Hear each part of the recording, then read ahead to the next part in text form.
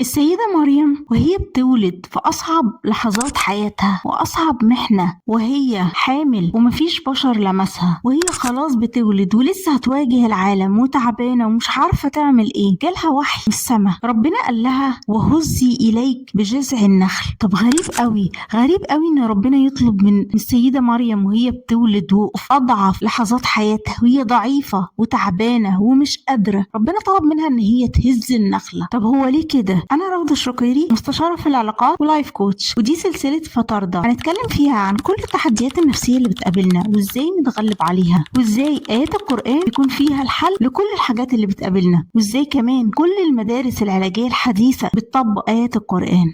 ربنا طلب منها عشان يعلمها ويعلمنا كلنا قانون السعي، ان هي عليها تسعة حتى لو الحاجة اللي هي هتعملها تكون حاجة بسيطة قوي، بس احنا المفروض نعمل اكتر حاجة ممكن نعملها. احنا علينا ان احنا نعمل اكبر مجهود ممكن، والنتيجة بتاعت ربنا مش بتاعتنا. عشان كده ربنا قال لها وهزي اليك بجذع النخلة عشان تتهز محتاجة رجالة كتير عشان يهزوها. تخيل ربنا بيأمرها وهي ضعيفة وتعبانة ومش قادرة، ربنا بيأمرها ان هي تهزها. ربنا عايزها مش تهزها، هي ممكن تلمسها بس. ربنا عايز يوصل لنا كلنا ان المعجزة عمرها ما هتحصل واحنا قاعدين في مكان. احنا علينا ان احنا نسعى في اي حاجة، بس ربنا عليه النتيجة والتدابير كلها بأمر الله. بس ربنا لما بيشوفك بتسعى بيسهل لك امورك كلها. وخليك دايما واثق، ولسوف يعطيك ربك فترضى.